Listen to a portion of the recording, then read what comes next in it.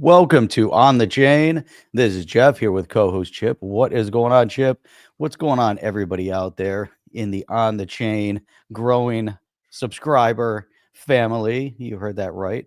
Going into a positive direction for the first time in like 20 years. Hey, this is going to be a great show today. Why is it such a great show? Because XRP, as we've seen over the past couple weeks, is always kind of hitting a bull run while we're on streaming. So as it sits at about $1.88 on its way to $2, hit a high of $1.93 at about 2:30 something a.m. this morning Eastern Standard Time, because it's the only time that really matters. And the question is, are we going to have a repeat of the 2017 bull run, as we saw 2017 post Thanksgiving all the way through December until it crashed over the precipice in January, beginning of January, and everything tanked. But we saw Bitcoin rising up to 20,000. We saw XRP hitting all-time highs of what was a chip, like 346, 360, 380 something. You know, how high can XRP go? That's what everybody wants to know. That's what everyone's here to talk about.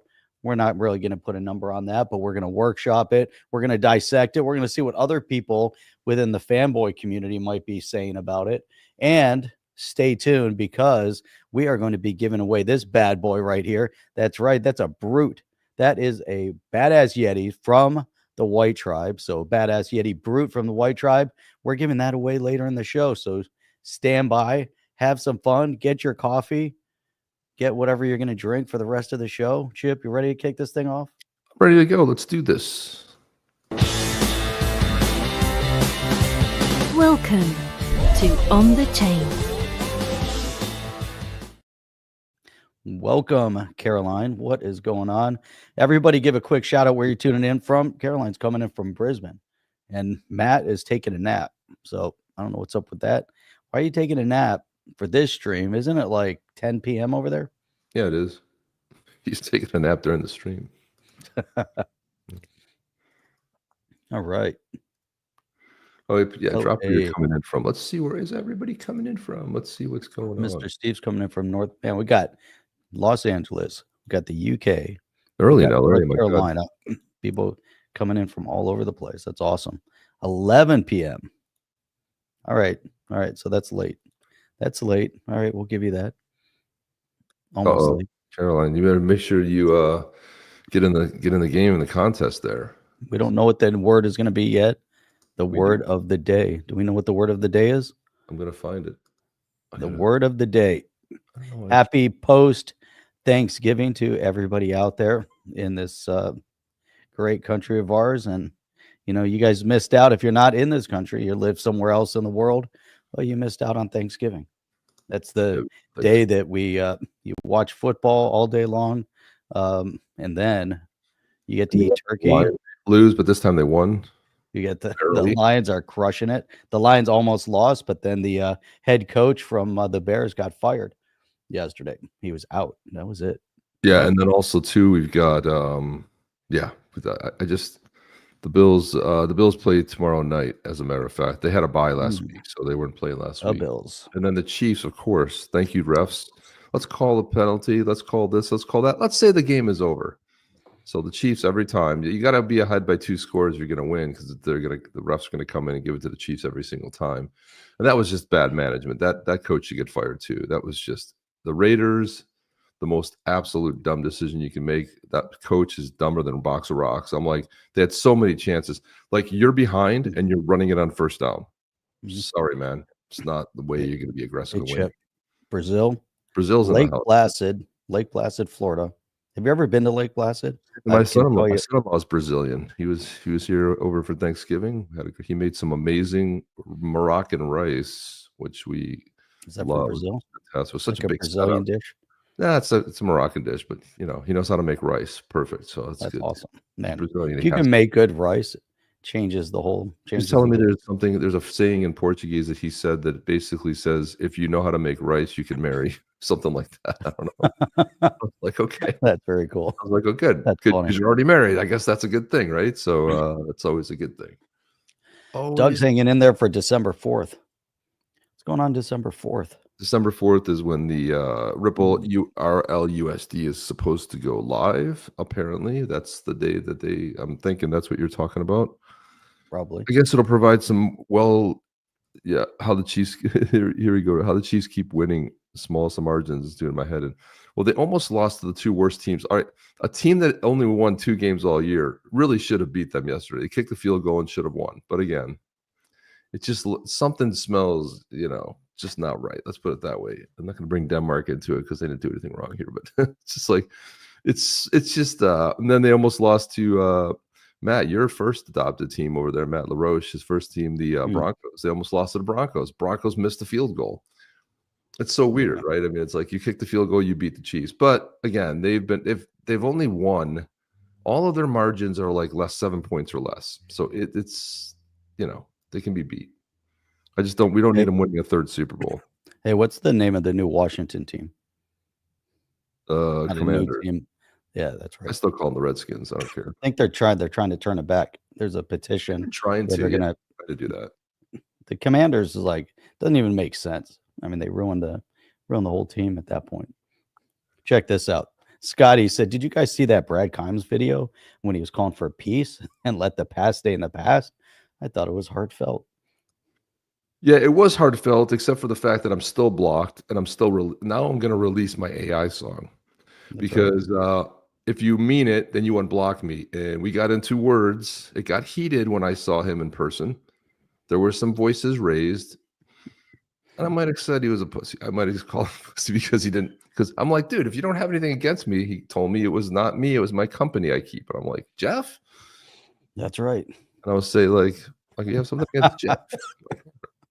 And then, yeah, I mean, look, this is what I extended the olive branch in person. He was having none of it. I go, just unblock me now. What if you don't have anything personally against me? Then why won't you unblock me? Still blocked, guys. So was it heartfelt? I don't know. Did he unblock me? Who knows? I mean, I don't have anything against Brad Kimes or his event, his XRP Vegas. I think it's a great event for people to go to. It's going to be bigger and better this year. He does a great job with it, and it's like not our thing. Against it, we just didn't go. Because we do the we happen to think the Wave of Innovation event that we are doing again in Australia this year is like the event we're getting behind. I mean, Jeff and I can't be all over the place, and it's happening the same month. So, and that's a lot of time investment. Yeah, that's right. All about the developers too. I have nothing against it. I would love to call a truce. I'd love to do that. I'd love to get on a stream for everybody to work it out. He used to come on here. We used to have some laughs. I was in CKJ stream the other day. He was talking about, I said, I was thanking him on Thanksgiving, thankful for CKJ, because he really launched me into doing this. And he also a number of years ago. Times would go on his show until he started his own channel. So CKJ was behind, getting Kimes started. He gave me my start. And we're gonna have CKJ on here, and we'll go on his. He wants us to come on his podcast, and let's go hang out. Fun. Listen, and this is a time for unity. It's not a time for being at odds. Listen, part of everything we do, we can all be on the same team politically, and we're gonna disagree on stuff. That's just how it works, right? We're all on the same team. We have a chance to watch. We're all watching XRP go up. And it's not about whether we think there's going to be a settlement or not some settlement. Yeah, we've had disagreements on things. Yeah, but the difference too, it comes down to, what circles you roll in, how you promote stuff, how you talk about stuff, how you analyze stuff. We just have, a way of analyzing things and digging into the facts. And other people, like to dig into the hype. But you know what? There's enough space in this YouTube and streaming world that everybody can find their place. I mean, sometimes people like to read Time Magazine or the Wall Street Journal for a bunch of, fluffy made up stuff. And then other people might read, other, quality publication to, dissect their news from. There's a little bit, people like watching soap operas. Other people like watching documentaries. People, they're going to gravitate to where they want. A lot of people like hearing, a bunch of FOMO and, a bunch of hypey stuff, and that's okay too. So it's fine. I have no issue with it. I used to love tuning in, and when you hear people pumped up on stuff, why not, have some fun? It's okay. Chip and I have no animosity towards anybody. That's all there is to it. No, we're I not. think We've that's never the been bottom maxis line. out of the gate. We've never been We're not maxis. maxis. We like Bitcoin. We like Bitcoin. I And we love get Bitcoin. a lot of hate over that too. Ethereum. I love Ethereum. I'm not the ETHgate and this and that. Who cares, man? I mean, listen. There's always going to be government manipulation, and if it happens in your town and your country, then you're fooling yourself. There's always going to be favorites played. This is how it works. It's called corruption. Sometimes across the board. at this point, I mean, who cares? I mean, if there's a We're going to digital get into it. yeah, who cares? I mean, at the end of the world, like support you want. It's not like a football team, like, oh, only my football team can do well. It's like the stock market, like we've talked about before. So like, I just don't understand why there can't be some more love for everybody. And yeah, go ahead, subscribe if you're new here, by the way. This is interesting here. I wanted to look at this one here. Chad says they're called the commanders or commies for short. Because they're and that's perfect with the subject because they're from DC, right? They're from Washington. They're Washington Commanders or the commies. Correct. Very well done. Hey, ready? We're gonna get in. Let's start the show. Let's get into some details. Let me just play a quick song first. Write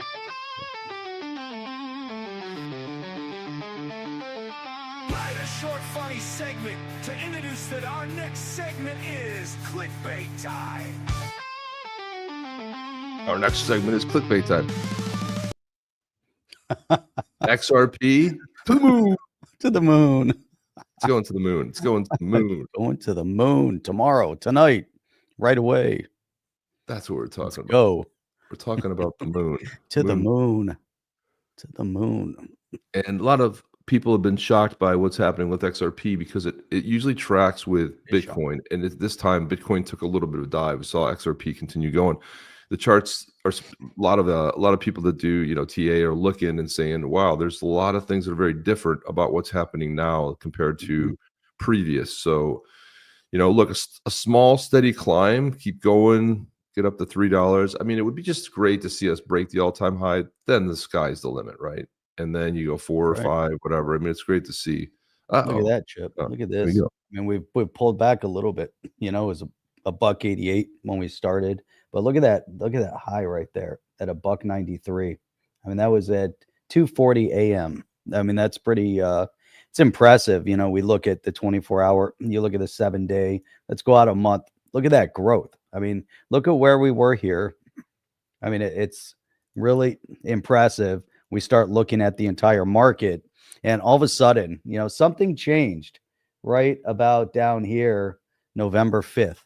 I wonder what that was. What changed November 5th that has led the entire market, stock, crypto, positivity on a global scale to reach this kind of positivity that we're seeing even XRP growing from 50 cents all the way up to $1.93.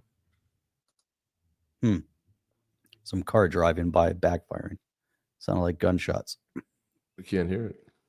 Nope. You cannot. But Chip, what was it November 5th? What happened? I can't remember exactly what happened on November 5th. Oh, it could have been an election, Jeff. Could have been an election. The greatest election of all time. Why? Because Chad called it right there. Make XRP great again. That's right. We are kicking it off. We got, some major win. Obviously, there was huge amounts of positivity injected back into the market. All these, people out there, Chip, it drives me crazy that these people are still out there and they still have some followers listening to and grabbing onto everything they say when they said that there was going to be a pivot, that the leftists were going to pivot to supporting crypto. If you can't analyze that accurately, then what else are you saying that isn't accurate? And it just kills me that we know 100%. I mean, it probably 1,000% accurate that if somehow the leftists were able to finagle a win in this space, the entire world would be going through not just a recession to epic proportion, but this market that we're witnessing right now, the stock market, the positivity, the crypto market, everything would be in the red right now. We'd be tanking and there'd be zero pivot. there wouldn't be anything positive. There'd be more power grabs, and it wouldn't be about this. This has been such an epic adjustment, but we knew it was coming. Chip, you and I called it. We knew it was coming. November 5th was the major pivot, and it was all about this. This is the growth. This is the freedom that people want, and it crosses all spectrums. Kept seeing landslide. People are like, "Oh yeah, this tweet," and I'm trying to go back and find all the posts, and they're like, "Oh, you're going to come to regret this. You're going to be wrong. I'm going to come back and prove you wrong." Well, good luck. That's all I can tell you. Good luck on that. Jim D, what changed? Gensler saying he will resign. And also XRP acting like the shitcoins by crashing the ledger to show they're in the same club after all. Let's not forget about that. That's right. There was a crash on the ledger. There were some issues with the Zaman wallet. There were, definitely some, but it's crazy. If you think back to all the big surges in the crypto space, do you remember when Coinbase froze up and Coinbase got a lot of hate because people couldn't sell? Uphold had issues. All the exchanges, I remember Bitrue, all the exchanges had issues during the massive bull run when people were trying to sell. Do you remember those days? I do, yeah. Here's one here from Concon says, I was just watching this woman explain why people sell. No discipline to wait. People just want instant gratification. Like me, I listen to her. I'm not selling. So there you have it. It's really tough. You look at it, you reach out and you want to hear from other people. And when you hear like FOMO, you hear the positivity, you hear them say XRP to $5, XRP to $10, and then you want to gravitate. So what do they know different than I might know? What are they saying? Or, you hear the opposite side of it. Well, they're flooding the market. And what do they know different that's going to drive the market down? What is that little glimpse of something, so I know when to buy or I know when to sell. And it's tough. Even the guys that are reading the charts don't get it right 100% of the time. Travis says it wasn't a crash, it was a temporary halt. I've heard all kinds of things about the halt. Right. It was weird. I just started calling XRP Solana 2.0. I don't know. Because it halted in 2022. There was another halt, but nothing was lost. Everything caught up. It wasn't like it, totally went down or whatever. But, it's probably a lot of the activity, but it's been up 99.98% or something like that, which is, man, Mr. Steve brings up some other projects. There's a lot of good projects that are coming up right now. Yeah, I mean, one of them I can tell you right now is this one right here. Let me find that here. This is it. Don't know where it's going, but the projects themselves look to Hugo, have like who's the CEO over there at Flare, said if you like XRP, Doge, Bitcoin, or other low latency decentralized data, you will love Flare. And I think Flare is going to be one of those projects that just keeps rolling along. And I've said this before, that Hugo has done the right thing with not rushing stuff, being very cautious about, doing the work, putting the work in, not trying to rush something to market, like really getting it right. And I think the Flare will be one of those projects that takes off. Connect everything. So blockchain for data, providing developers with secure decentralized access to high integrity data from other chains and the internet. It's all about interoperability, Chip. And, as we're looking at this interoperability and, to your point, why is that so critical? It's mainly because without interoperability, I don't see how things progress and we make progress, but it's not just Hugo talking about interoperability. You know who else is talking about interoperability? Oh yeah, Swift. Swift is talking about interoperability. And this is coming from Swift. Look at this. Moving forward, we will continue to work closely with the financial community to advance use cases across CBDCs and tokenized assets so the value can seamlessly move across borders in whatever form it takes. And that's coming from Swift. They're all about the cross borders because they know, just like everyone in this space has been talking for so long about the benefit. That's why Ripple tried moving into the space. That's why everyone was so hyper focused on crypto for payment, even though there's so many more use cases beyond just the payment and moving money. There's a lot more than that, but this is the market projected to reach $290 trillion by 2030. Those are big numbers. And, Swift has been the dominant player in that space for a long time. And so is there enough space for everybody? That's the question. But he says, ain't nobody going to tell me not to take profits at $2. If I paid 19 cents and it's 11x, I'm taking some profits all the way up and down, never trading all. I know a guy that did that. Guy that bought Bitcoin right around 200 change, bought a good number of it, and then sold it at 800 because, 4x was pretty solid. And who Nice knew? profit. I mean, that people were saying it could go to zero. At that time, there was no digital asset that hit $800, and I sold it at 800 and change. Now, could I go back and do a mulligan on that one? Oh yeah, sure, I would love to. I mean, should I have sold it all? Probably not. But again, the sentiment back then was, hey, we don't know, the digital assets could go under. It could be, the SEC could get involved. Like, you just didn't know. There's so much uncertainty, so much FUD going on around there. So it was a dumb move. So I don't listen. Everybody, it's your asset. You purchased it. You do what you want. That's it. Everybody has a strategy. So there's nothing wrong with taking profits, man. Right. Last time it went up to almost like $1.98 or something like that, and David Schwartz come in, and David Schwartz said, you might want to think about taking profits. And we're like, no way, man, I'm riding it up. And all of a sudden, turn the switch off. So there you go. I mean, here's another one. I sold Doge when it hit 17 cents the first time, and I bought it in the small decimal points. And now I had run it up to where it's at today. You'd think, hey, it could have doubled. Is it going to go higher? You just never know. You take your profits and you move on. And then you figure out, hey, if it's good for you, it's good for you. You don't have to follow the trend. If you want to risk it all and just keep riding the market and let it go, think about, there's different strategies. Everyone has their risk tolerance. Everyone has their when they want to take their money back out of the market. I mean, it's an individual situation. You look at like a Warren Buffett. He was a buy and hold kind of guy. I don't think that guy sold much in those beginning years. That was his strategy. He just bought and held, bought and held, bought and held. So, I don't know. I have no idea.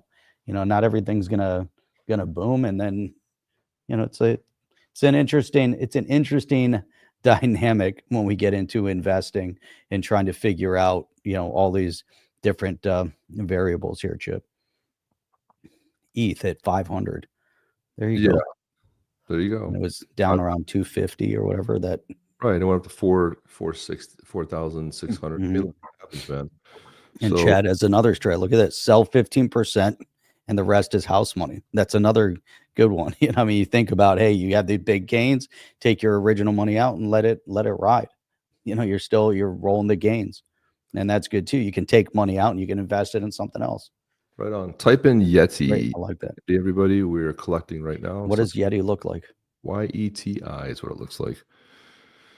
Type in Yeti. We're going to be doing a drawing. So it's coming up here is like a little bit. We might even, if we have time, maybe we can give out a second one. But for right now, we got the badass Yeti right there. Look at that brute. Type in Yeti, just like it says right there. Yeti. Very good, man. Very good. Very good. Very awesome.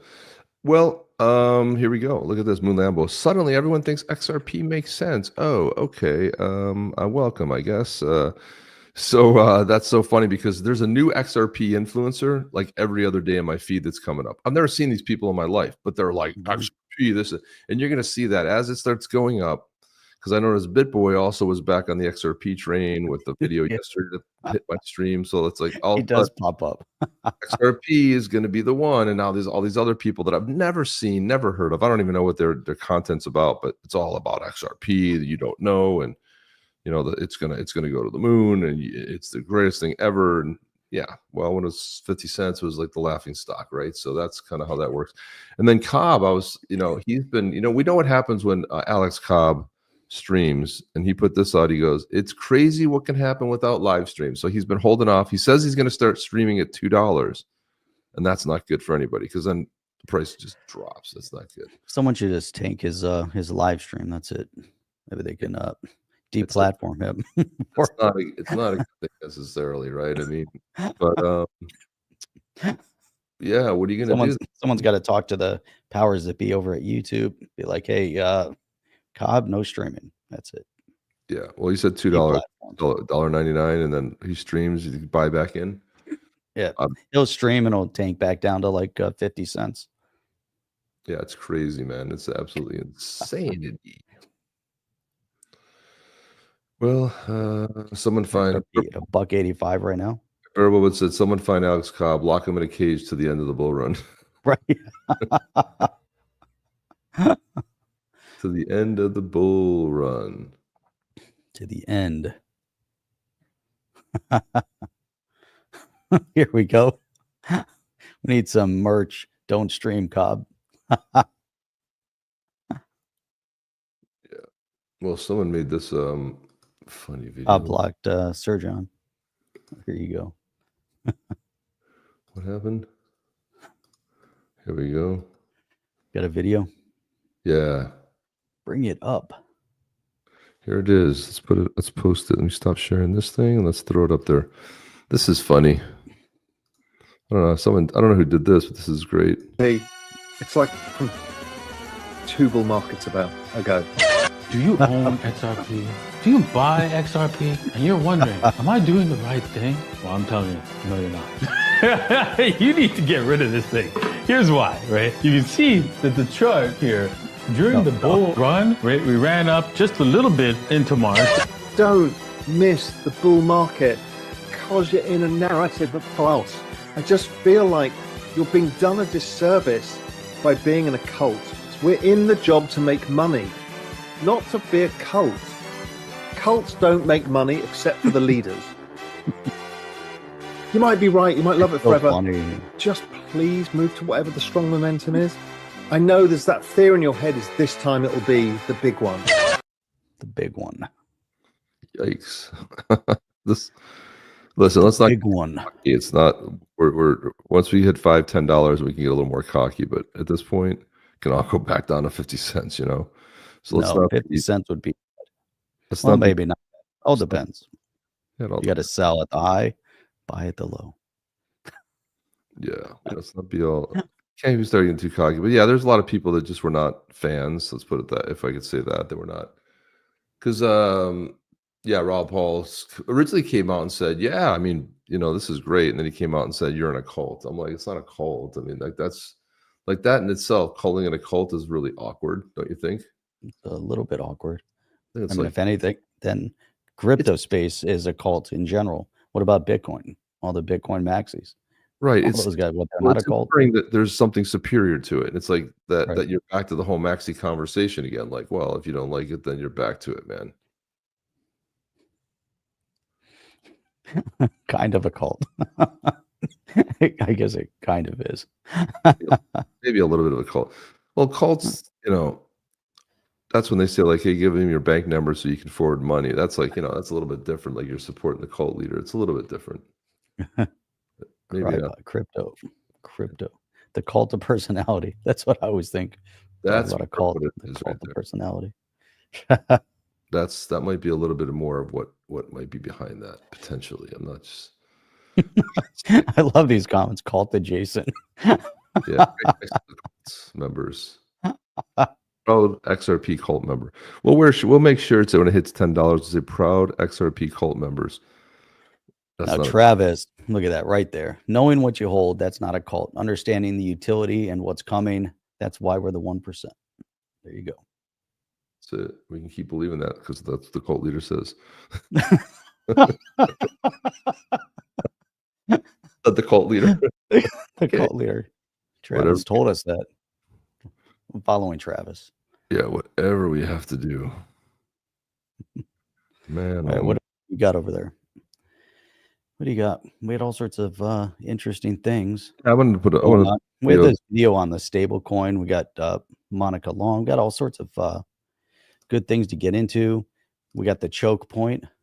What is choke point 2.0? I want to put this for Where the we choke. I want to kind of kick it off because Mark Andreessen was on Rogan. Yeah. The AI thing was very alarming. We had meetings this spring that were the most alarming meetings I've ever been in, where they were taking us through their plans. And So he's talking about meeting with the Biden administration this past spring. and they were kind of taking it through plans. So let's just back it up a little Yeah, the AI thing was very alarming. We had meetings this spring that were the most alarming meetings I've ever been in, where they were taking us through their plans, and it was Like what kind of? Can you talk about it? basically just full government control, like this sort of thing. There will be a small number of large companies that will be completely regulated and controlled by the government. They told us they just said don't even start startups, like don't even bother. Like there's just no way. There's no way that they can succeed. There's no way that we're going to permit that to happen. Wow. Yeah, they said this is already over. It's going to be 2 or 3 companies, and we're going to control them, and that's that. Like this is already finished. Oh my God. No. Now, when you leave a meeting like that, what do? You go endorse Donald Trump. Right. Oh yeah. He knows. He knows. That's He knows. He knows exactly. that's exactly what you do. So And then this is what you get when you get Trump in office, by the way. It's like, boom, boom, boom. Look at that. keep That's what going. we're talking about. That's what Keep we're going. talking about. Buck So it's- 85. And Jesse Powell we started talking about people getting unbanked and all that. Jesse Powell started saying we had no U.S. banking for several years while one U.S. company enjoyed a monopoly secured by its heavyweight investors. That singular bank was recently assassinated. We barely made it focusing on Europe, and then Kraken had too many stories of clients and employees losing U.S. banking. Yeah. He talked about this previously. PayPal locked up all the money I had for 6 months, almost lost my business, my apartment. Bank of America killed Kraken's payroll account on 30 days' notice. Chase killed it on a 5-day notice by mail, which arrived after the account was closed, found out when the employee checks bounced. Nice, right? Operation Choke Point 2.0 has been full effect for the past 4 years. Now, this is what we brought it down to. If Kamala Harris, who couldn't string together a sentence, couldn't explain one policy, the policies were weak. But if she could have said, hey, you know what? I'm going to show you that I'm serious about crypto. I'm calling for Gary Gensler's resignation right now, here and now, and we're going to put an end to Choke Point 2.0. No, nothing. It was always the lefty moon boys were like, she's going to pivot. The bankless guys were on basically they were almost at the precipice. They were at the cliff. They were almost over the cliff. It was like, suicide watch, because they just couldn't understand where's the pivot? Why isn't she pivoting? Because they're both kind of like lefties, but they never really woke up and saw the light. They just kind of here and there. And I like the bankless guy. I like the interviews they do. They're good dudes, but they just couldn't come to the precipice and actually enter an arena where they said, "Hey, this no longer makes sense." That's right. Yeah, yeah. They'll laugh, and then It's because they can't interpret. They can't analyze. They don't see the bigger picture, right? They gravitate for whatever reason. They blindly follow the cult leader on the leftist, because the leftist, socialism, fascism, however you want to phrase it, communism, it's all about kind of the follow. You kind of have this mind hive type of mentality. You're just going to follow the herd no matter what. And you're going to believe them, and you're going to keep going down. This is where the uniparty had corrupted our political infrastructure, and you're still seeing remnants of the uniparty out there, as even some that claim to be Republicans are trying to block what people voted for. People voted to get rid of this, this rot within government. And yet you still have a few Republicans out there that are going to try to block Trump. But this whole point is that, you have this initiative of corruptive behavior. And for some reason, even like Chris Larson, I still, maybe they were playing the field, because we kind of see Brad Garlinghouse has come out very, very vocal on what had been before. And how what a stranglehold the left was placing on their growth and development. And now the forecasting forward, how amazing things should be with this turning point. But yet then you had Chris Larson on the other side funding Kamala. And maybe his funding, maybe the purpose of that was try to get kind of lobby and try to get them to flip and turn. But they're gladly taking the money. And what do we see from that campaign? They supposedly had over $1 billion, and they spent it all. They're in debt. So if they can't even manage their campaign funds properly, how are they going to manage everything else? And what are we seeing from this administration that's going to resonate across the country or across the world? And that's all about getting rid of taxes, improving the economy, putting money back into the hands of the people, creating transparency. And then what is crypto? What was, what is the base concept, is going to be power into the hands of the people. And as Jesse Powell is talking about this unbanking. So you have unbanked, right? This whole concept that there's people around the world, and it's a pretty big number of people that don't even have access to banking. But then if you debank people, you can say it's a magnitude worse, because you already know that they've already oppressed groups of people where it's difficult for them to get to banking. Now, if you're purposely debanking people and you're preventing them from running their business, you're preventing them from gaining access to the system. Now you see it very clearly, and you could say, okay, maybe these people were unbanked because they're not able to. They're not working, they're not able to produce, they're living in poverty. But then you realize, well, the government policy is what kept them in poverty to begin with. But then you very clearly see it when you come into a developed economy and you see the government purposely coming after and manipulating the banking infrastructure to debank, and then through their authoritarian means to then control the outcome.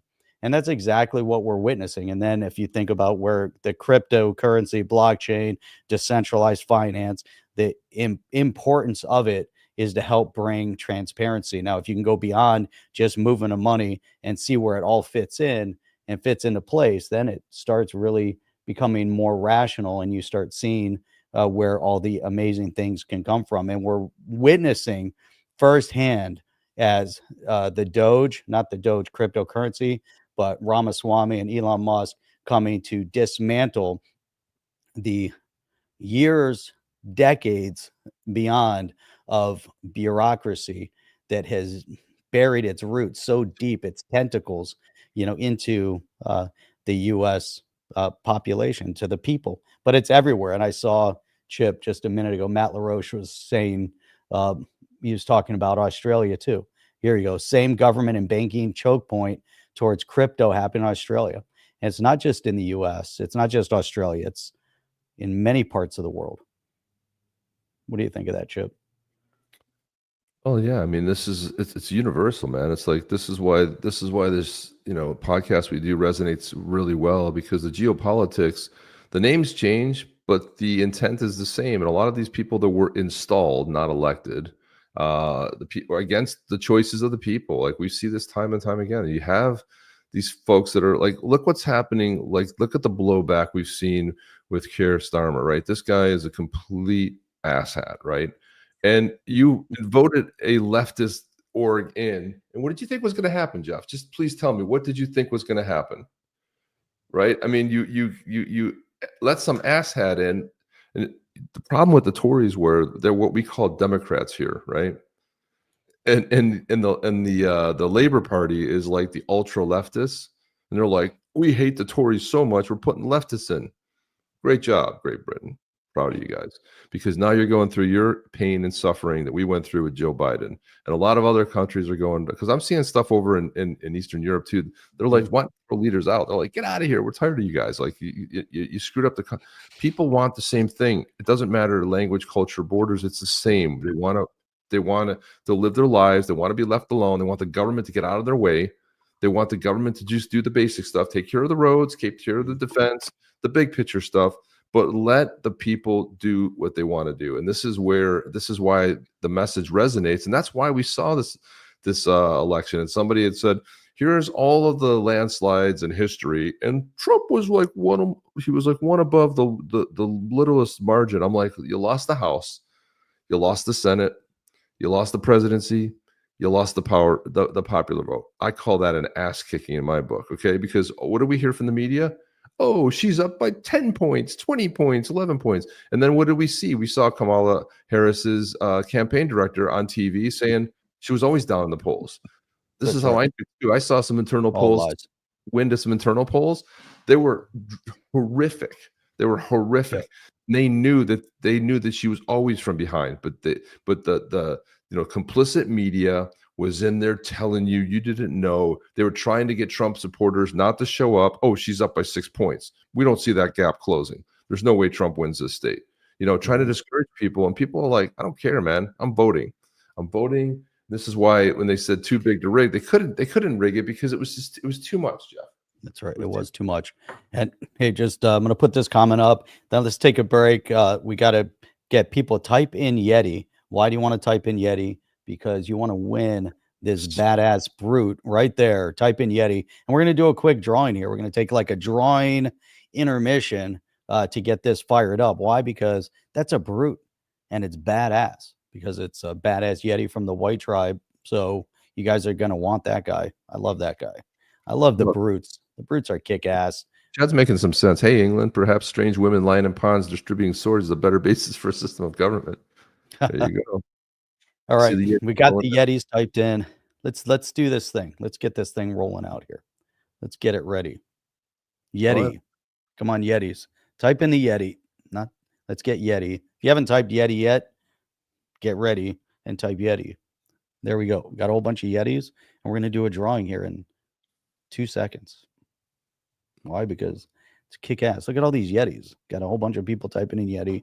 We're going to give away this beautiful NFT right there. Look at that guy. There you go. Brute. He's a brute. Ready to do it? This is the media now. This is why they lost 55% of their MSNBC's up for sale. Rogan's talking about buying it, right? So Calvin Coolidge in 1924 won by 25%. And you go to Nixon was 23 and Reagan is 18 and you go all the way down here and Trump won by 1.7%, Kennedy and Nixon won in 68 by 0.7, Kennedy by 0.2. That's how tight it was. Bush -5, Trump -2.1%. Then you got to say, well, that sounds a little bit sus right there, to be honest with you. And that's what you got your ass kicked, bro. Look at because the fake polls had her up, right? We're like, she's going to win. Kamala struggled to form a coherent sentences. Yes, she was predicted to win big. Come on, people. We were being gaslit so much. It was getting uncomfortable. I think even for the people in the media. Like, they're like, at some point, dude, it's like, when you know someone's lying and it's just like they're trying not to like show it, but you're like, come on, dude. It's not even believable at this point. That's right. And gosh, there's been so much winning since that day. Chip, how many Yetis do we have? Let's do this drawing. How many do we have in? I don't know. Let's roll the drawing real quick, and then we can continue with the show. I have to find the 27 entries. I like the sound of that. All right, 27. All right, last chance to throw in the Yeti because we're going to do a quick drawing, and then we're going to move on with the show because it's a badass Yeti. Type in Yeti, and we're going to roll this. See if we can get to what we got. Put it up. Here we go. Already? Here we go. Last chance. Okay, 27, 29. Come on, give me another second. Come on, one more. Someone throw in, if you haven't typed in Yeti, do some Yeti. Type in Yeti. One, so if you typed it in, it won't take it. But can we get that to 30 people in this entry? Can we? Let's go. Okay, here we go. 29 is a good number. That's it. Ready? 3, 2, 1. Oh, 31. There we go. 31. There we go. No, there's a little delay in our thing here. There is a bit of a delay. That's right. One draw. Hit it. Go. Let's see who it's going to be. Tick, tick, tick, tick, tick, tick, tick. Look at all those 29 folks in there. It's coming down to it. Who's going to do it? Boom. Donnie wins. Oh, no. Visual Vendetta. There you go. Throw in your Zaman wallet address into the chat, and we'll get your badass Yeti over to you. And yeah, throw it in the chat. Very good. That was awesome. And if you don't, give us a message that you're here and just say I'm here. I'm getting my wallet so we know. Otherwise, we will choose another person because you have to be present. We might even get another one rolling out in a little bit. So, all right, Visual Vendetta wins number 270. Cool. Sweet. It's like this is the one from the plane. It shows him on the set of MSNBC. Funny. Memes on the right are just so much better. Everything's funny, and on the left, there's just hate and anger, and that's going on. Right. Today, I got a lot of interference going. Yeah, you're getting a little some little bit of artifact. interference or something. Little artifact, some interference, something. Visual Vendetta, where you at? Come on. Visual Vendetta, if you're out there, you just want a badass Yeti. We need to just throw your Yeti coffee. Zaman wallet address in there. We're gonna have to do that. We're gonna have to do a We'll do Yeti that. coffee giveaway at some point here as well. But all right, Chip, what is next on the did we started talking about the choke point 2.0, but we didn't really get into choke point 2.0. All right, we can do that. I got some Let's stuff get into here. the Goes choke point. Let's see. Well, I read a couple things. Hang on. Where is it? Here is it right here. Here we go. David Schwartz put out this post here. Operation Choke Point 2.0 is a government operation to pressure banks to unbank disfavored people and businesses despite no evidence or accusations of unlawful conduct. The mechanism used, indirect regulation, is a despicable evil that's used as an end run round to the due process and should be discarded in the dustbin of history. It should be, but that's how leftists roll. So that it'll only happen under the next administration. Indirect regulation is when the government makes one party liable for the criminal actions of another party, despite neither actual knowledge nor willful blindness to the facts that make the action criminal. In effect, it's an affirmative obligation, some to make sure that their perfectly lawful actions don't, without their knowledge, facilitate the unlawful actions of others. It's a terrible idea for a list of reasons, and here's just a few. Number one, if my bank thinks there's some chance I might launder money to terrorists and they close my account, I'll just open an account at some other bank that doesn't think that or use less traceable means. The opportunity to surveil my transactions and prosecute me for money laundering or facilitating terrorism is lost. Number two, if the government wants to punish me for a crime, it has to charge me with the crime. Let me confront its witnesses against me and present a defense in front of a neutral judge. Good luck there. If the government convinces others that I might be doing something wrong, then I'll be held liable if I am, and I get no due process at all. And often, number three, what makes others think that we might be engaged in crimes is speech that is fully protected by the First Amendment and for which the government may not punish us. Indirect regulation allows the government to punish us indirectly through loss of vital business relationship for speech that's constitutionally prohibited from punishing us. Number four, it's also an end around the Fourth Amendment. When we disclose information to others voluntarily, we lose Fourth Amendment protections for that information. If the government uses law to compel others to demand that information from us, they can and do later claim that we voluntarily disclosed it to a third party and thus have no reasonable privacy interest in it. This is Orwellian nonsense. Our government has become addicted to indirect regulation precisely because of these evils. It is cheaper and easier to pressure someone else to punish me than charge me with a crime and give me due process.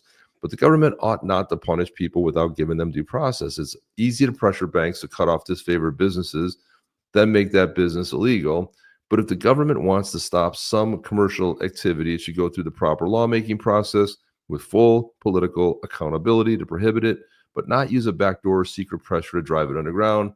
End all indirect regulation. One last thing, I don't think we should do witch hunts to try to punish past incidents or indirect regulation. Even though there's evidence of bad intent, I wish there were a legal precedent to show these end arounds and the First and Fourth Amendment were unlawful, but there isn't. That's why we need to do something about it.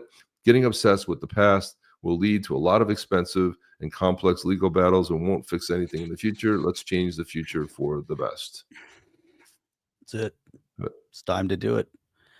Time to do it.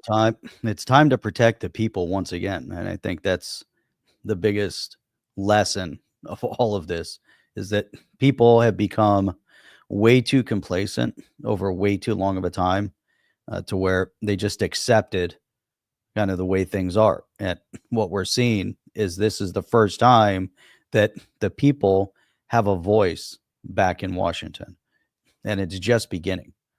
And then they're taking the pain back to the people that have really caused all of this to begin with. And there's many of these three-letter agencies that have caused just countless amounts of people of suffering, with people on all sorts of different levels, whether it's financially related or health related, et cetera. It's just been very, and this is the awakening, Chip. This is all part of it right here. Can you check and see if Visual Vendetta on YouTube, if he put his Visual Vendetta has not chimed in, so I think that Visual Vendetta is missing in action. So we're gonna have to hit the roll again because we want to give it away during the show. So you're gonna have to pull it up and hit the roll again. In a second, I want to just talk about this. Mark Andreessen, the guy we were just watching on Rogan, said the president's wife and son were debanked. This is crazy. So President Trump, Melania and the son were debanked. This is, I don't like you. My feelings are hurt. We're going to do nasty things to you. Everything the left says that accuses the right of, believe me, they're already doing it right now. It's in full effect. That's right. Said no to that. And there you go, Chip. Right over in Australia, have been following this very closely. Unfortunately, people in Australia have kind of allowed some very bad things to happen over there, similar to what we're seeing over in the UK as well. But Caroline brings up a good point, and that not only did the bill pass, but now it's actually being enacted, and that's to ban anyone from under 16 to have any type of social media presence. And she's right; it doesn't have anything to do with protecting kids, because you can stay vigilant.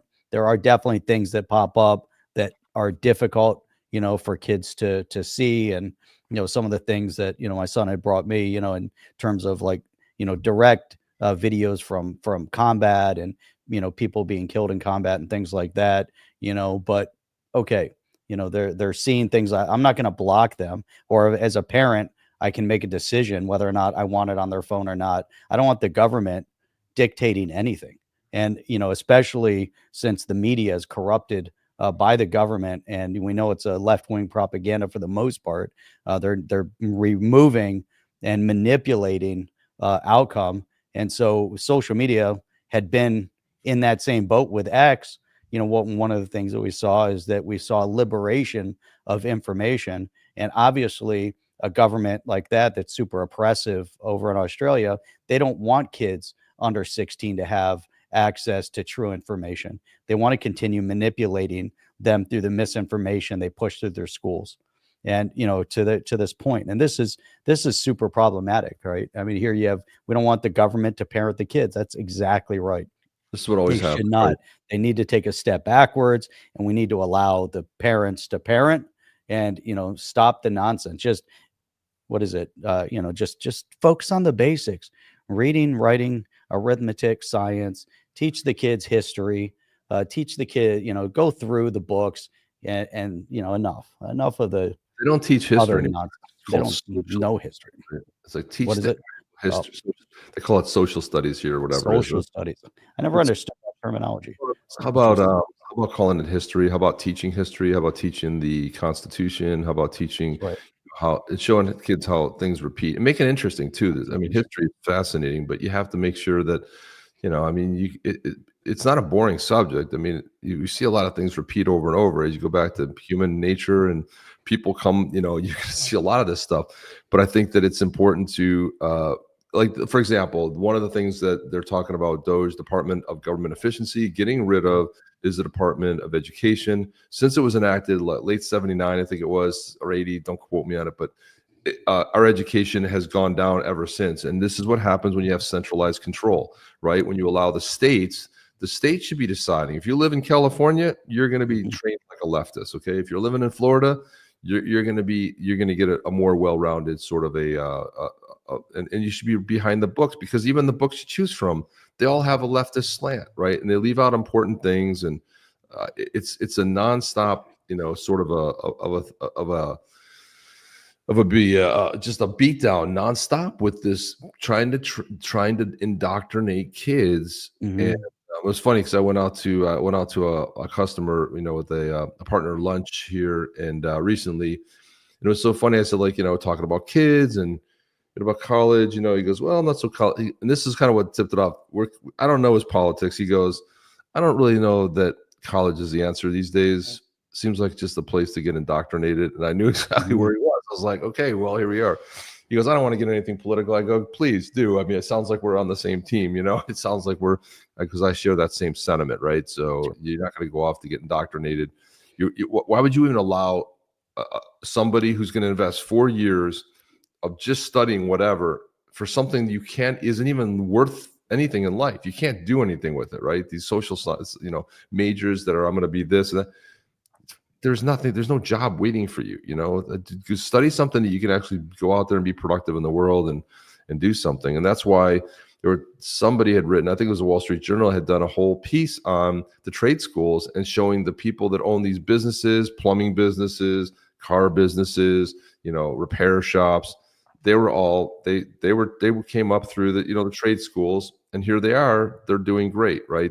So this whole higher education, all we put around it, the Harvards, the Yales of the world, that we think that these so-called prestigious universities are just indoctrination centers.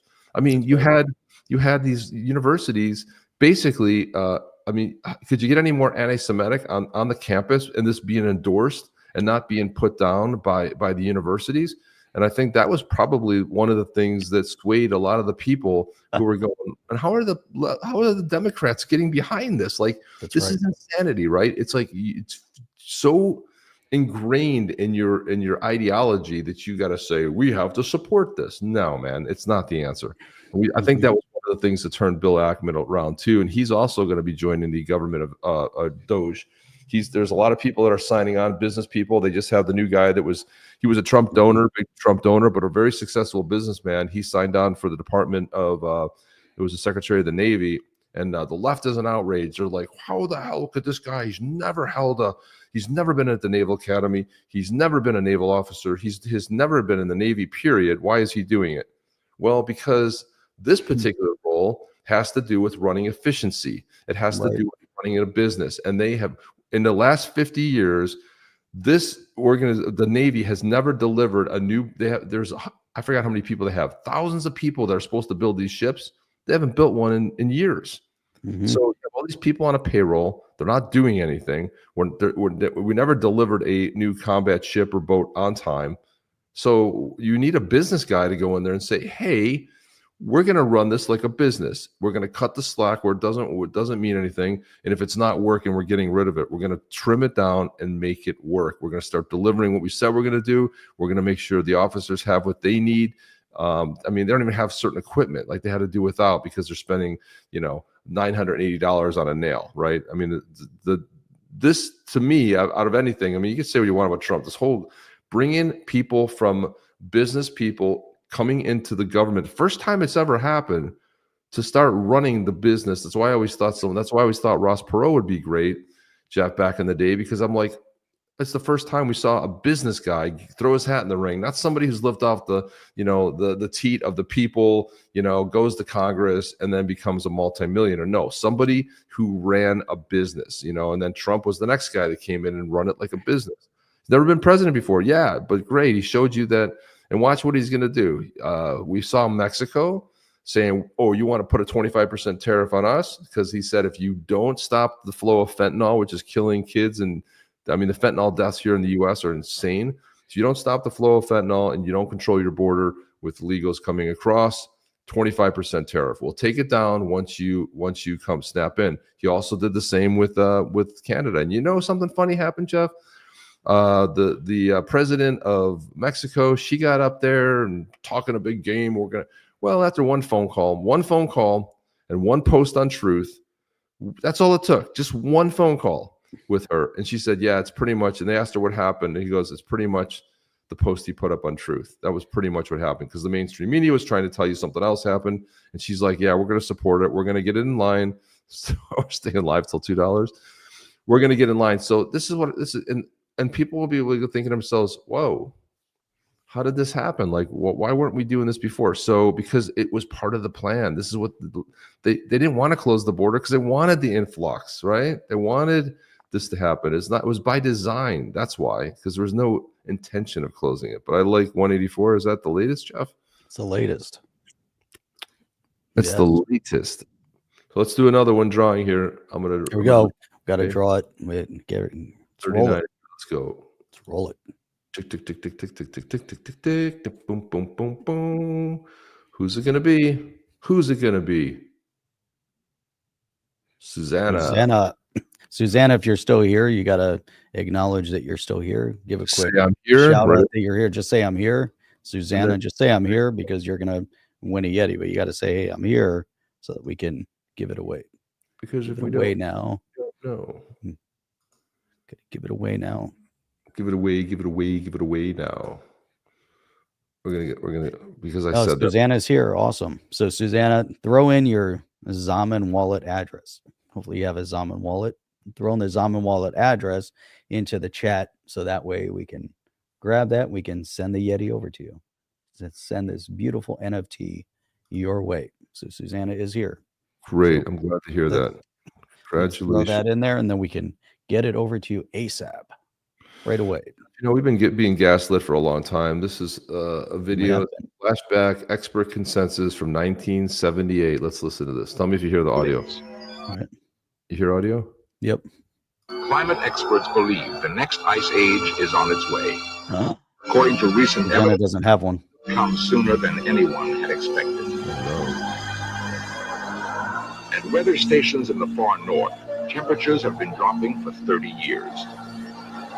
Seacoasts, long free of summer ice, are now blocked year-round.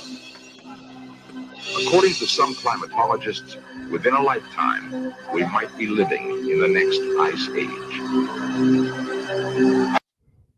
What do you think about that, Jeff? it's I love, it's always the scientists, the scientists are, also it's just funny. Well, this is 46 years ago, right? So the next ice age was coming. It was coming. If we don't, All sorts of news. Yeah. and we're all The doomed. point, yeah, exactly. The point with all this is this level of misinformation that is penetrating into society. And that's, yes, there's a lot of great things going on within the XRP space right now. But when we start, you got to look backwards a little, look at all these influence points that are trying to disrupt your freedom, essentially. And so we're being hit from every single direction. And that's where, we see the whole DEI nonsense that's kind of moved things in the wrong direction. You see this whole idea, this notion of climate change. The climate's been changing for over 1 billion years plus since the world has existed. And it's going to keep changing. It's going to keep adjusting. We're just scratching the surface on what we understand about the world. Now they're saying there's a whole other ocean underneath the crust, and so there's so much that is just unrealized in terms of the functionality of how things flow. And, so if we even try to hint at guessing what is actually happening, you can see the scientists are way off, and you have one group of scientists believe this, another group that believes that. And if the lessons that we've witnessed over the past especially the past 4 years, as they've tried to manipulate and tell us how the economy actually works, and we know that it operates completely different from what they've been telling us in terms of the actual impact. When they said, what was it, the recession was just transitory, and they wanted you to sell you a bunch of nonsense. And as they've been oppressing and suppressing, and they just want to take as much as they can get out of you, and then now we have a whole administration that's in place. The crypto market is skyrocketing, and the whole markets in general. But we're going to see some positivity. But this is, to me, it's everything. We're being hit from every single direction. The narrative, and Chip, you brought up, like in the school systems at the university level, what are they actually teaching people? Are they teaching them to survive through the rest of their life? Or are they just giving them enough information so they can keep lying to them and they can keep taking from them? The one thing, Chip, that has resonated so much with me within the cryptocurrency space, and I see the comments that are flowing in here. There's so many different people coming in from so many different parts of the world, and there's multiple opinions, that we're presented with, and I think it's really, really key, to see what we can learn, how far we've advanced. Think back to like 2017, 2018. How many people were thinking about the SEC at that time? How many people were thinking about the liberation of money, and from a DeFi perspective? People were just looking at Bitcoin, blowing up to 20,000 without really understanding the full dynamics of what would happen over the course of the following 6 years. And so that you have to understand, that's why we look at these other YouTube, and channels, and they're just fanboys. They're just chasing FOMO and FUD, and that's it. And they don't understand how to analyze anything. You have to look at the whole scope. That's why Chip and I we kind of interweave the politics into it. You have to understand the political aspect of everything that's happening, because if we just looked at the XRP gain at $1.84, then what's impacting it? Why is the market shifting? Why is the market changing? Do we know what's impacting XRP directly? I don't know, but the market at large is shifting in a positive move because of the election, because of the outcome, because there's positivity on a global scale that we're kind of relieving ourselves of the shackles of socialism. And the past 4 years has been everything marching us in the direction of socialism. And this is the change. And people are understanding that, and they understand the major shift in the world. World leaders are coming back into check.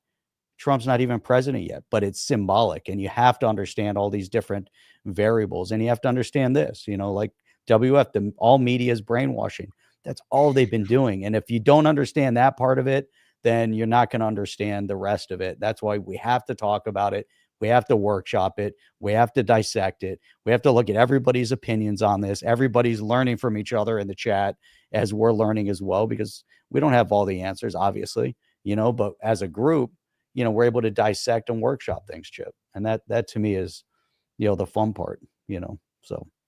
Yeah, I agree with that. And that's what looking at Jim D's right here, his post. He says, just got my new Social Security 2.5% cost of living increase after Medicare Part B and D increased a net $20 reduction. Mm-hmm. And then one of the things that Trump came levels. on, while you had the Harris campaign gaslighting you and telling you they've been doing this for 50 years. The Republicans want to take away Social Security. They want old people to die. They want to push grandma off a cliff. And while they were talking about all that, funny enough, Trump comes out and says that he doesn't want. Why are Social Security checks even taxed? You paid into it. Why are you paying tax again? Right. So that was one of the things he wanted to eliminate. He's like, let's get rid of that. And like that message, like I told people that, I'm like, well, you're on Social Security. I mean, you're still paying tax. Well, I don't see the tax. Yeah, it comes out, but you're getting taxed on your check. Like it's a small thing, but why are you taxing it again? If you paid into the system, why are you getting double taxed? Because that's the way, tax you on. And then when you die, the death tax, and then the capital gains tax. And Trump had loosely talked about Bitcoin, saying it doesn't make sense if you buy the Bitcoin, you want to put it into something, you're going to get taxed again when you sell it. Why? You already bought it. And he was loosely talking about what sounded like no taxes on crypto. But again, that's piecing stuff together. Piecing it together. 185. Come on, let's go. I think we have to do another drawing again. Susanna doesn't have a wallet, so we're gonna do. We could have given away 3 of these guys, but Visual Vendetta didn't respond, and fortunately, Susanna doesn't have a wallet. So that means, what that means. It means we got to roll the dice again, and hopefully we get somebody that has a wallet. People got to. That is a caveat. I accidentally closed that. There's 6 entries in there, so type Yeti again. We'll come back to it. But type Yeti again. We got to redo. XRP's at Plumbing saying time to give away some Yeti coffee. We're gonna have to do that. We'll do that on a future show. Get some people some beautiful Yeti coffee as well. But type in the Yeti. We got to roll this. Make sure you have a Zaman wallet, because the Zaman wallet is what connects to the XRP.cafe, so we can actually transfer it over to you. So, exactly. If you don't, you can just. And Susanna, make sure you download the Zaman wallet and get that set up. So on the next show, we're going to give away these badass Yetis on each show. So make sure you have the Zaman wallet, and then show up for the next show, and we'll go enter the drawing again. So let's get the Yetis in there. And if you're not following us over here, make sure you subscribe to our channel here. You can give a thumbs up. You can hit the subscribe. You can hit the notifier. Make it a little bit clearer. There you go. Boom. See, you can hit subscribe. You can hit that little bell. All sorts of cool things. And talk about some exciting news that happened this week. Super excited. Wave of Innovation put this post up. News from the Zhao DAO. The Zhao that was DAO very cool. to announce its role as a founding member of the newly launched XRPL Foundation, incorporated in France. This pioneering initiative, driven by Zhao DAO, which is for the wave of innovation, that was the folks that put on the XRP conference. Now it's going to be that Jeff and I were privileged to co-MC this past March. It's also in partnership with XRPL Commons and XRPL Labs and Ripple. As a key player in the effort, the Zhao DAO is dedicated to advancing security, decentralization, and growth within the XRPL ecosystem. This milestone underscores our commitment to fostering collaboration, transparency, and innovation for developers and users alike. Looking ahead to 2025, the XRPL Foundation will introduce new committees and exciting membership opportunities, so stay tuned. Together with our partners, Zhao DAO is proud to shape the future of the XRP. I'm reading that comment of the XRPL, and here dive into the full story, which we can look at. But also, too, RippleX put this out. The new XRPL Foundation, in collaboration with XRP Labs, Ripple, XRPL Commons, and Zhao DAO Wave of Innovation, is now officially incorporated. Check out the foundation's new governance. Sweet. And here it is right here. The new evolution for the XRPL Foundation. And there's a lot you can read. I'll throw the link in there if you guys want to follow it up. It's a little too much to read here, but it's some good background. But you guys can check on that. The purpose, responsibility, areas of focus, the governance and bylaws, all that stuff is here. What are the next steps? Transfer of assets listed in an earlier point from the previous entity to the new foundation, recruitment of executive director and staff to lead day-to-day operations, further building out relevant committees and establishing processes for efficient governance. Completing these steps will be crucial to ensuring a smooth transition from the previous entity and setting up the stage for the new foundation's future success. It's a great move, Jeff. What do you think about this? This is pretty exciting. It is exciting. I love that community involvement. It's all about bringing the people together. We got to develop, we got to expand on the XRPL. I like this idea. I think having some sort of, using the technology to develop the technology, I think, is really key. And so here we go. One of the areas of success that we've seen, you got to build, you got to use. And if you're not using the technology, I don't see where the technology goes. So you have to say, hey, we got this amazing technology, but we're not doing anything with it. Well, you know what? What's the point? Because it's going to go away. You can argue that Betamax was better than VHS, but you know what? VHS won the war, and nobody used Betamax anymore. Laser discs were kind of cool, but then nobody, the laser disc kind of went away as well. But you have this XRPL, amazing technology, but then people are using Ethereum to continue to build on. You say the XRPL though, you can do some amazing things with it. It's faster, it's cheaper. Again, I try to move some asset that was connected to an ERC20. I was trying to $10. That was it. I was trying to get some Sparklet. And so I said, okay, $10 a Sparklet. You know how much it was? The transaction cost was $20. So it was going to cost me $30 to get $10 worth of asset. Now, what sense does that make? That makes 0 sense. But if we have a platform where you're building on the XRPL, now all of a sudden, things shift and change a little bit. That's the exciting part about that, Chip. Yeah, if you're collecting the fees, then it makes a lot of sense. Then it's a lot of fun.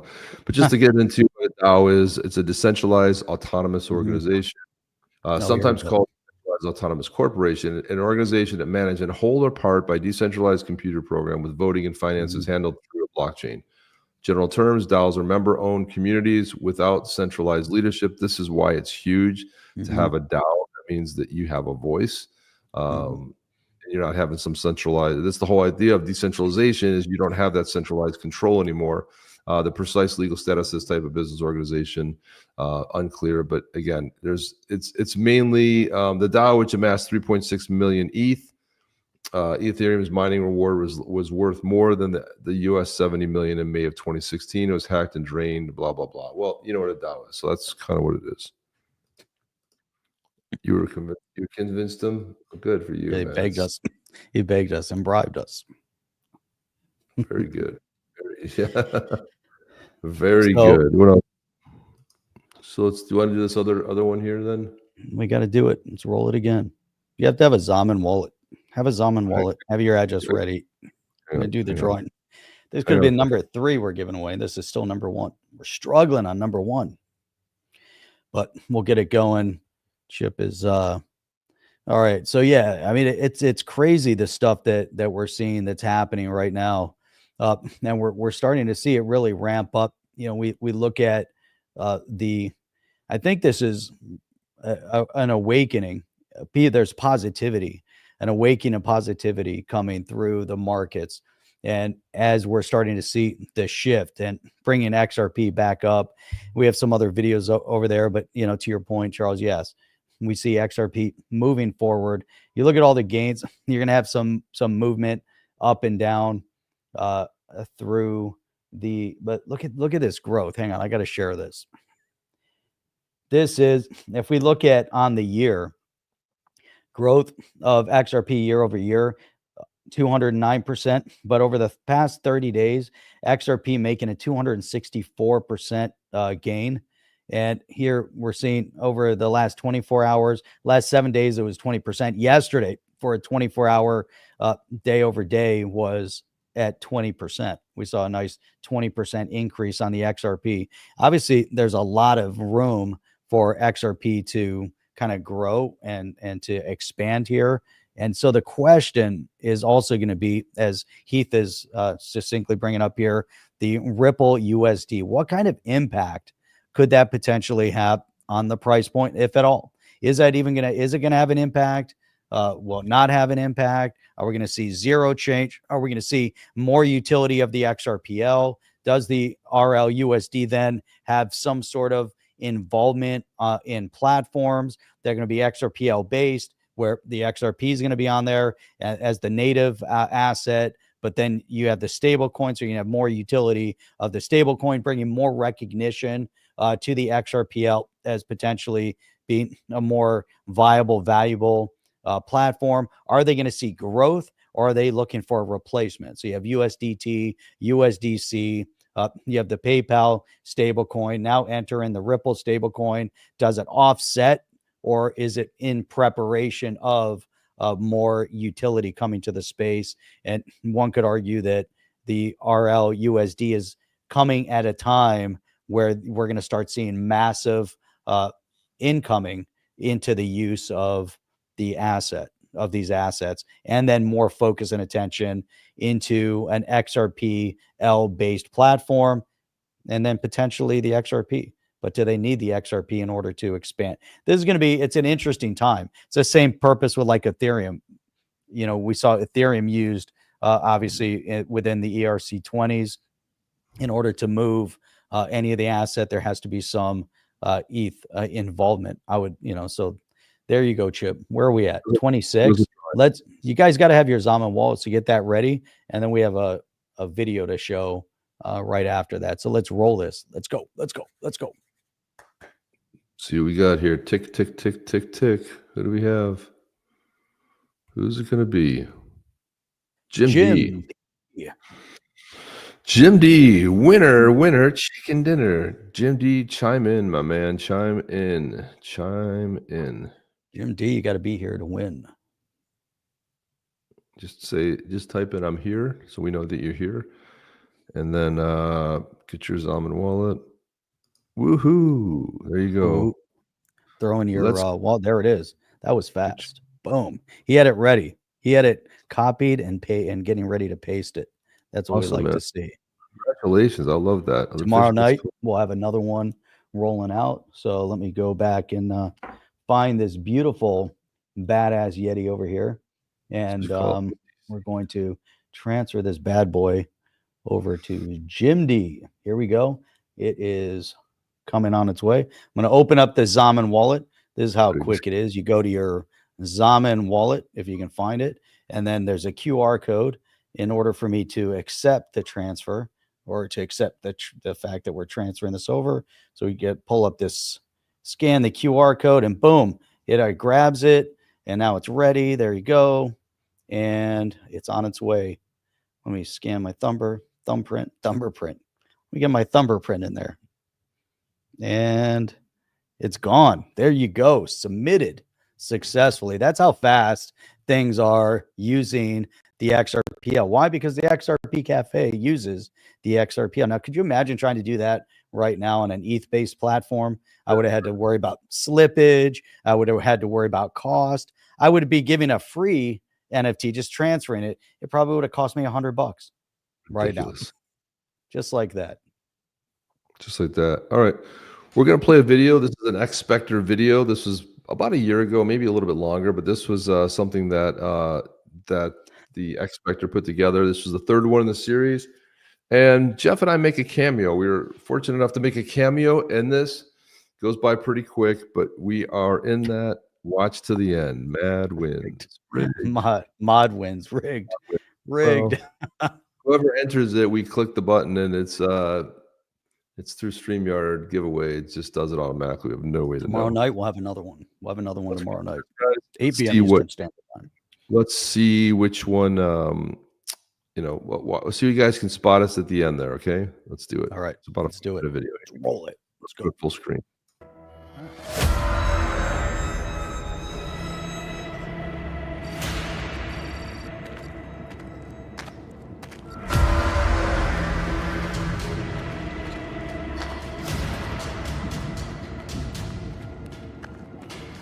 Ist alleine gekommen. Und das auch noch ohne Waffen. Lass uns spielen!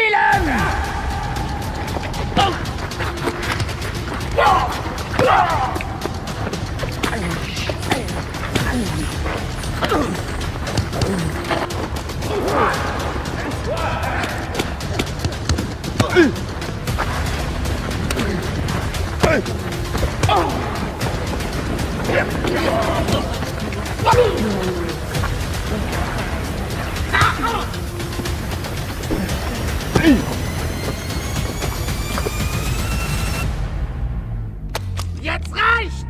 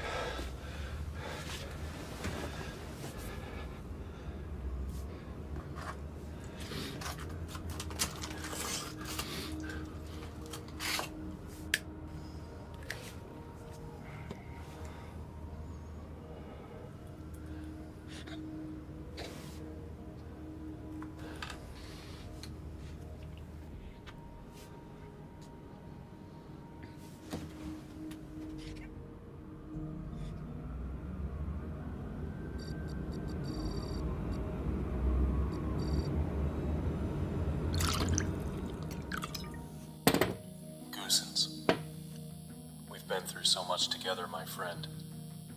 But this time I have to go it alone. I'm going after Kruger myself. Don't come after me. He's planning something big, I know he is. And I have to be the one to stop him, Goosens. End of recording. Goosens, do you want to activate all remaining agents?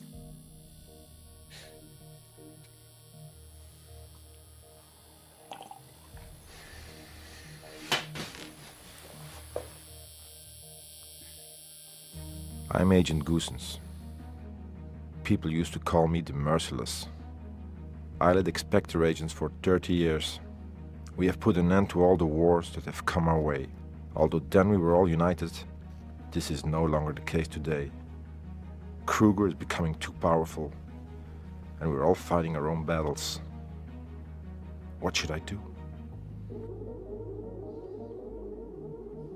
An agent is using the emergency call. Get the call cuts. Goosens, they captured me, but I broke free. We have to warn everyone.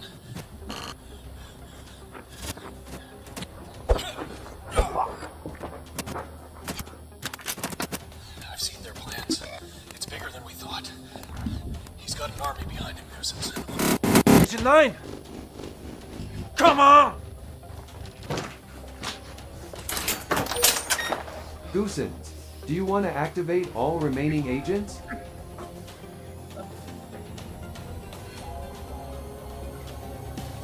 Yes. Activating all the remaining global agents.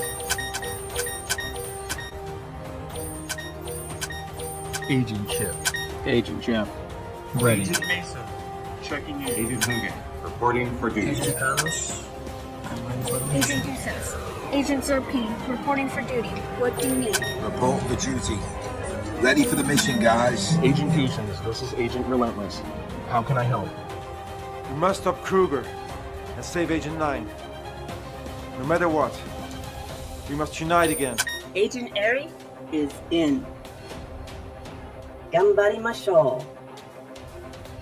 Agents, are you with me?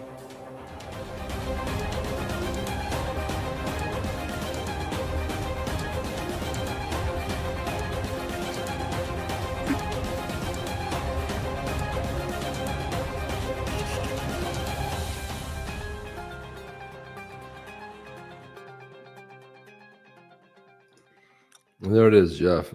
It went by pretty fast, but yeah, we were there. I forgot it. I forgot how much I enjoy seeing their stuff. I love that, what they put together, with the Spector. Now they're rolling out all their metaverse, their land, and there's all sorts of cool things that are in development over there with the Spector verse. It's all very cool stuff. I like seeing the development, like seeing them build. I like seeing the direction they're moving in. Activate Agent Jeff. That's right. Very sweet. Very cool. It was well done, well shot. XRPP actually wrote the script for that, and I thought it was a pretty sizable thing for a little promo. I thought it was pretty decent, man. It was very decent. Yep. More monkeys. I know when XRP hits $10, you won't be doing the show. Actually, we'll be doing it probably every day. We don't make any money. Yeah, I was just saying we'd probably be doing a lot more. Here's the thing: we don't make any money doing this, so it's like nothing would change in the future. We just have more time to do it. That's right. So we're having lots of fun. Lots of fun. Everyday fun. Everyday fun, people. Everyday fun, people. This is really cool. I'm glad to see the positivity. We hit 150 on YouTube today, which is very cool. 150 viewers on YouTube. So we're starting. Here's the amazing thing: we're starting to see people coming back into the space. They want quality, not just the FOMO and the FUD. It's awesome to see. We have about 500 total. We have a lot of engagement on X, a lot of engagement back on YouTube again. So we're starting to see some changes over there on YouTube. They're not going to be blocking as much. So very cool stuff going on. Mark says, if XRP hits $10, getting one of those new post hole diggers at the Tractor Supply. That would be sweet. I like to see that. And then hopefully you record it all. Adrian says, I will be doing the show with Jeff and Chip. Okay, bring him in, man. All right, you're in. Let's go. Let's go. Hit the like button before you guys get out of here. Let's do it. I forgot to take some profit when it touched the $1.93. Uh-oh. Oh, it's coming back. It's at $1.87 right now. XRPP was he was the voice, and he also was the fight scene, and he was the one that was talking to Goosens in the recorded video. That was him. Oh, look at that. Yeah. I would like write stuff too and put myself in it, make myself the star. I like that. Doing great. That must have paid off then, man. Love that. Man, Nick is on here live. That's awesome. It's great to see people joining live. I like the live engagement.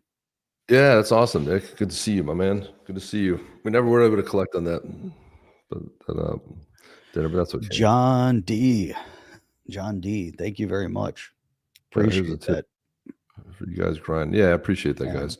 Appreciate so that. Tomorrow night we'll be back. The space is getting exciting. A lot of things are going to be exciting in the space, and I'm just happy for what's going to happen as a result of worldwide, right? Decentralization is freedom.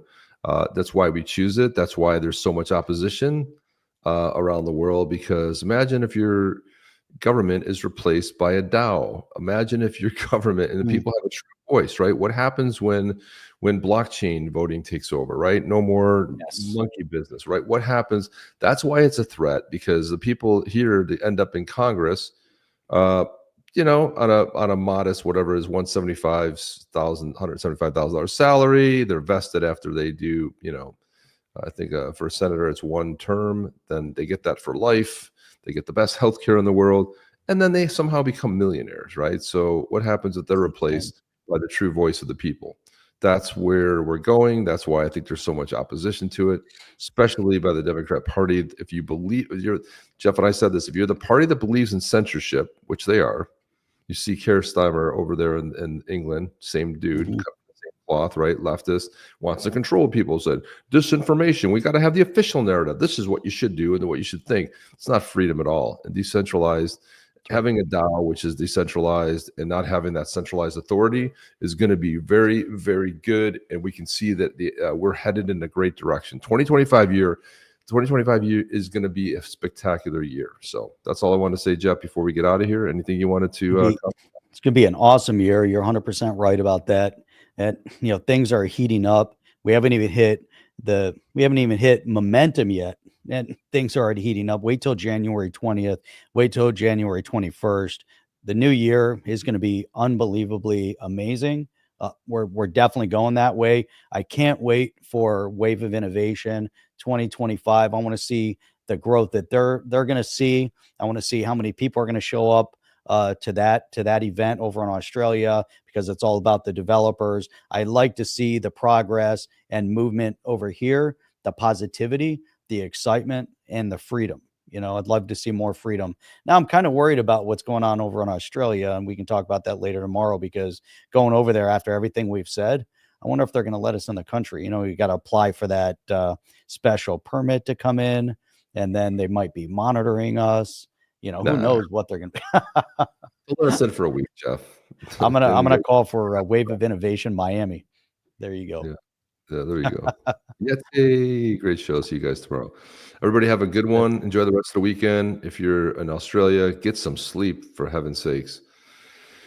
And we will see you Monday morning, Monday at 10 a.m., I believe it is. So, hey, let's take this question right now, and we're going to talk about this tomorrow. I think this is a great go. So, Elion, show up tomorrow. You guys think this cycle include institutional adoption and volatility levels out at a much higher price than now? We might not see very low price again next bear market. Great point. And tomorrow night, 8 p.m. Eastern Standard Time, right here and only here. Yep. No else. That's it, guys. We're going to get out of here. Chip and Jeff out. See you guys in the next one. Are you down with OTC? Please like, subscribe, and click the bell to be notified when the next video drops.